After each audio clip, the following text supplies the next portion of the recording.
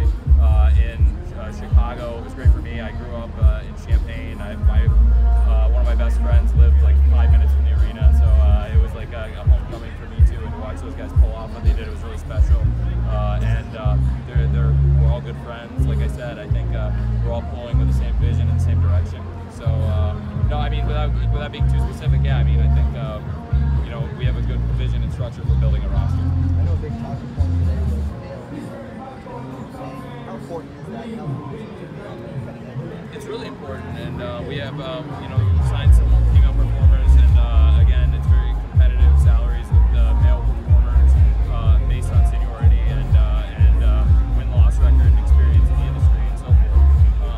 So yeah, I feel very strongly about it. We have a great platform for women's wrestling, and frankly, I think we're going to bring something really exciting to women's wrestling, because we're recruiting the best athletes, and we bring that, and I think the pace and the athleticism you'll see in our women's division is going to be the best in the world.